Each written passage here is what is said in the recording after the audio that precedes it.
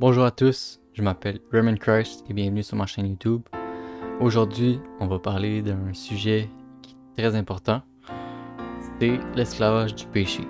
Alors tu cliques probablement sur cette vidéo-là puis tu te demandes un peu c'est quoi le sujet, de quoi ça va parler. C'est un sujet quand même un titre assez général, mais je suis pas mal sûr que ça va apporter une délivrance à beaucoup d'entre vous. Alors on va commencer par se poser une question. En fait, c'est une question que c'est pour toi. En fait, je vais te poser cette question-là, puis ça va être personnel à toi la réponse que tu vas donner. De quoi Christ t'a sauvé? Alors pose-toi la question profondément, prends le temps de réfléchir. De quoi Jésus-Christ t'a sauvé réellement? Alors, t'as peut-être plusieurs choses qui te viennent en tête, ou peut-être que t'es pas trop sûr. Tu vas te dire, ok, Jésus-Christ m'a sauvé probablement de la dépression, m'a sauvé des relations toxiques, m'a sauvé de plein de choses. Bon, je pourrais même dire qu'en général, il m'a sauvé de la mort. Alors, pas la mort physique, mais la mort spirituelle, encore une fois. Puis, si on pousse notre réflexion plus loin, la vraie réponse, c'est que Jésus-Christ t'a sauvé du péché. Alors, il y a un passage qui l'explique clairement, que l'aiguillon de la mort, c'est le péché en fait.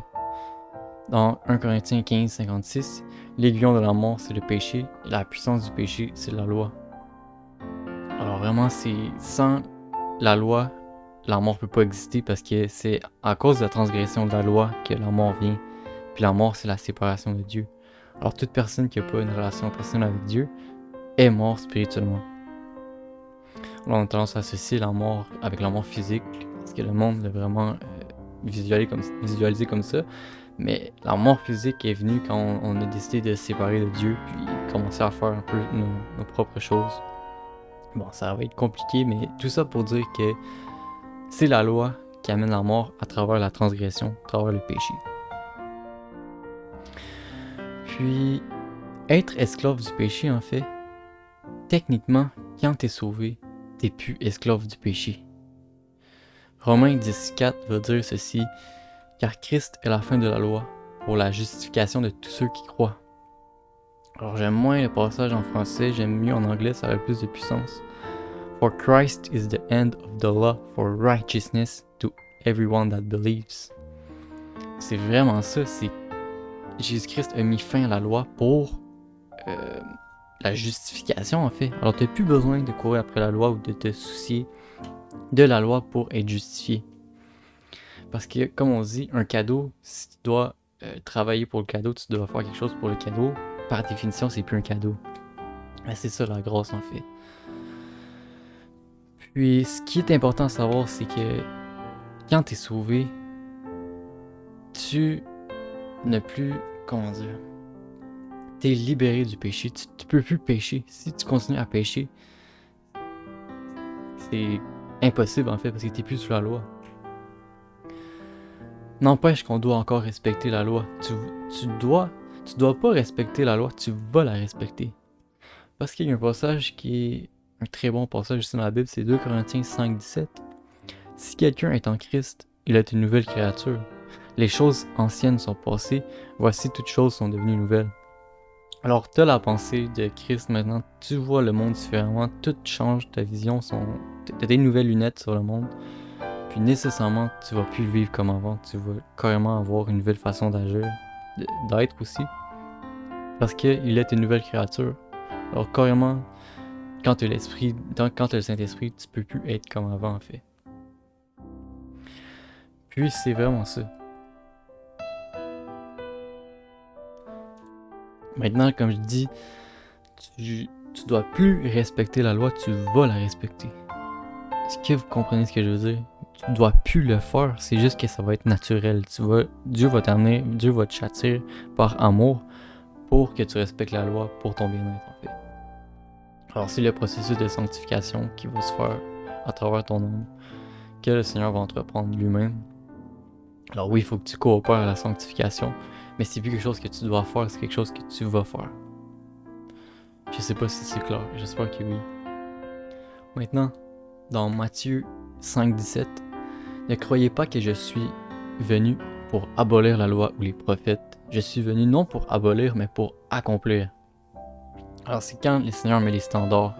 Il prend la barre qui était déjà très haute avec les lois, puis il la lève encore plus haute. Il dit, si tu regardes une femme avec des désirs dans ton cœur, t'as commis un péché. Si t'es fâché contre ton frère, t'es un meurtrier. Alors il lève la barre 10 fois plus haute qu'elle était déjà, pour carrément décourager les personnes, puis leur faire sentir vraiment moins que rien. Quand tu viens au Seigneur, tu te rends compte pour la première fois que t'es un être misérable, t'es quelqu'un de vraiment méchant, t'es quelqu'un qui est porté vers le mal toute ta vie. Puis ça t'amène à vraiment t'abandonner à Jésus-Christ puis dire c'est bon, j'accepte ton sacrifice. Alors clairement ici, il dit que je suis venu pour abolir, pas abolir. Je suis pas venu pour abolir, je suis venu pour accomplir. Alors d'où le verset juste avant qui disait For Christ is the end of the law for righteousness. Parce que Jésus-Christ a déjà accompli la loi par lui-même pour toi. Galates 5.1 maintenant. C'est pour la liberté que Christ nous a affranchis. Demeurez donc ferme et ne vous laissez pas mettre sous le joug de la servitude. Alors Galates, c'est un de mes préférés livres dans la Bible. Puis en général, tous les ministères de Paul, je l'adore. Ça dit vraiment ici, en fait je vous donne un peu de contexte. L'église de Galatie était un peu détournée de l'évangile, dans le sens où il était un peu retourné à la loi, puis il était un peu encore à la servitude du péché. Alors quand nécessairement tu vis sous la loi, t'es un esclave du péché, veux pas. Parce que nécessairement si tu cherches à te justifier à travers la loi, à travers la sanctification même, tu vas devenir un pécheur par définition. Alors ce qu'il dit ici, c'est que il parlait aussi juste avant dans le chapitre précédent, je pense, il disait « Ô Galates dépourvus de sens, qu'est-ce qui est arrivé avec vous en gros? Qu'est-ce qui est arrivé dans votre église? Qu'est-ce qui a été semé en fait? » Alors il dit ici « C'est pour la liberté que Christ nous a affranchis. Demeurez donc ferme et ne vous laissez pas mettre sous le joug de la servitude. » Alors il parle ici de la servitude de la loi en fait. De ne pas être sous la servitude d'une doctrine qui t'amène à pu être dans la liberté que Christ t'a amené. Et de devenir en fait esclave du péché, comme on dit. Alors c'est un bon passage, je vous encourage fortement à aller lire tout le livre de Galates. Maintenant, on peut aller... Galates 2, 16 à 18. C'est un passage que j'ai lu récemment puis que le Seigneur a mis sur mon cœur. Puis c'est vraiment puissant en fait. Peut-être pas super facile à comprendre, mais on va le lire ensemble. Ça dit, à partir du verset 16, « Néanmoins, sachant que ce n'est pas par les œuvres de la loi que l'homme est justifié, mais par la foi en Jésus-Christ. Nous aussi, nous avons cru en Jésus-Christ afin d'être justifiés par la foi en Christ et non par les œuvres de la loi. Parce que nul chair ne sera justifié par les œuvres de la loi. Mais tandis que nous cherchons à être justifiés par Christ, si nous étions nous-mêmes trouvés pécheurs, Christ serait-il un ministre du péché? Loin de là. Car si je rebâtis les choses que j'ai détruites, je me constitue moi-même un transgresseur. » Alors ça fait peur, on voit le mot transgresseur. Mais il y a de l'autorité dans ce passage-là, il y a une certaine sévérité même. En gros, ce que ça dit, c'est que si en essayant d'être justifié en apprenant à connaître Christ, en apprenant à connaître ce qu'il a fait pour nous sur la croix, on vient se rendre compte qu'on est pécheur, qu'on désobéit à la loi. Est-ce que Christ, c'est un ministre du péché? Alors, un ministère de la mort, en fait, c'est ce qu'il veut dire ici. Est-ce que Christ est là pour nous condamner? Est-ce que Christ est là pour parler du péché? Loin de là, il dit. Parce que si on rebâtit l'ancien système d'avant, c'est-à-dire la loi qui nous condamnait, qui nous amenait à être sous la servitude du péché, on se constitue nous-mêmes un transgresseur. Alors, dans Hébreux 10, Hébreux, c'est un autre très bon livre. Ça parle en fait aux Hébreux. Puis eux étaient encore un peu entre les deux. Ils étaient un peu avec la loi, un peu avec la grâce. Puis ils hésitaient beaucoup entre les deux. Ils savaient pas s'ils devaient vraiment abandonner tout ou garder un peu la loi puis continuer avec Christ. Puis il va parler clairement que c'est quoi le danger de profaner le sang de l'Alliance. De carrément dire que je rejette ce sang-là puis je vais faire ma propre justice. Alors il y a beaucoup d'endroits dans la Bible qui parlent de la justice de l'homme.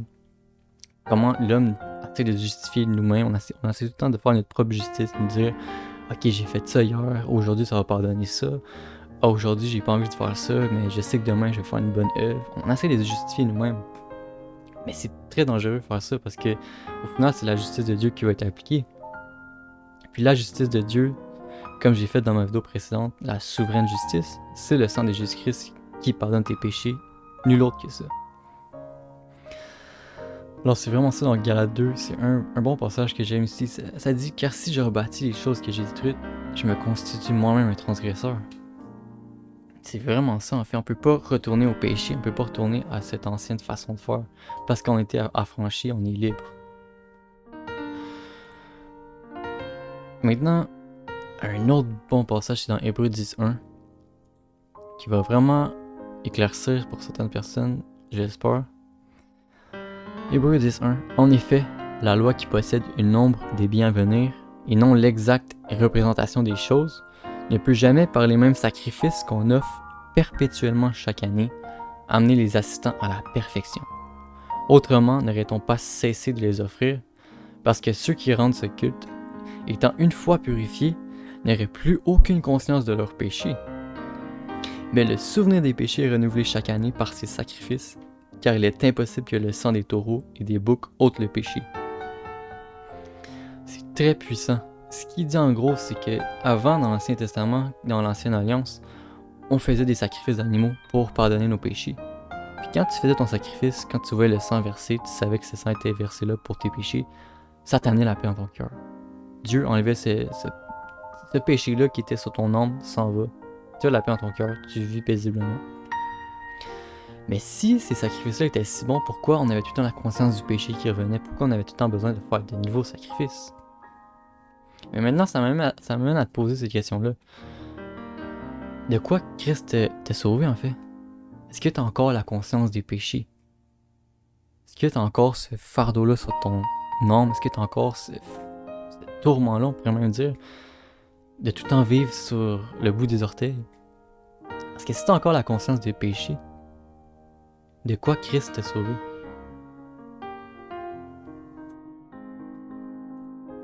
Puis Hébreux 10, c'est peut-être pas le livre, le chapitre le plus facile à comprendre, mais tous les chapitres d'Hébreux parlent vraiment du sacrifice de Jésus-Christ. Alors, Paul avait eu la révélation que Jésus-Christ était en fait un sacrifice en soi. Sa vie était un sacrifice parfait pour nous pardonner. Mais les Juifs n'avaient pas encore compris ça, en fait. Puis il s'efforçait vraiment de leur expliquer comme quoi il avait accompli toute la loi qui était là pour eux depuis le début, avec Moïse qui a reçu les tables et toute la loi. Puis ici ça dit, on va commencer à partir de 10-14, car par une seule offrande, il a amené à la perfection pour toujours ceux qui sont sanctifiés. C'est ce que le Saint-Esprit nous atteste aussi. Car après avoir dit, voici l'alliance que je ferai avec eux après ces jours-là, dit le Seigneur. Je mettrai ma loi dans leur cœur, mes lois dans leur cœur, et je les écrirai dans leur esprit. Et il ajoute, je ne me souviendrai plus de leurs péchés, ni de leur iniquité. Ça, c'est un bon passage. Ça dit vraiment, par une seule offrande, il a amené à la perfection pour toujours. Puis il a purifié notre conscience. Ça va dire ici, approchons-nous avec un cœur sincère dans la plénitude de la foi, les cœurs purifiés de nos mauvaises consciences et le corps lavé de nos purs. Puis vraiment, comme je disais, les Juifs avaient tendance à vouloir tourner à l'ancienne alliance en fait. Puis je les comprends tout à fait parce que c'était nouveau. Jésus-Christ, ça venait d'arriver, ça venait tout juste d'arriver. Nous, ça fait 2000 ans aujourd'hui, on sait que si ça l'a tenu depuis 2000 ans, c'est forcément parce que c'était Dieu qui avait fait ça. Mais mettez-vous dans leur peau maintenant, parce que ça fait des milliers d'années qu'on est sous le système de l'Ancien Testament, puis on essaie d'implémenter le Nouveau Testament, la nouvelle alliance à travers le sang de Jésus-Christ. Alors vous comprendrez qu'il y a beaucoup de personnes qui étaient sceptiques. Alors il va dire ici, n'abandonnons pas notre assemblée, comme c'est la coutume de quelques-uns, mais exhortons-nous réciproquement, et cela d'autant plus que vous voyez le jour s'approcher. Car si nous péchons volontairement après avoir reçu la connaissance de la vérité, il ne reste plus de sacrifice pour les péchés. Ça, c'est un passage qui fait peur. Mais quand on regarde ça avec le contexte du ministère de Paul, clairement, comme je disais, les Juifs veulent retourner à l'Ancien Testament. Mais eux, Paul leur dit, quittez pas votre assemblée de chrétiens, parce que si vous quittez, il compare ça à pécher volontairement, en voulant dire que clairement tu dis, c'est bon, je connais la connaissance du sang que Jésus-Christ a versé, mais j'abandonne mon assemblée, qui est probablement la seule petite assemblée dans ce temps-là, puis je retourne à l'Ancien Testament. Alors je pêche volontairement, j'accepte de retourner sous le péché.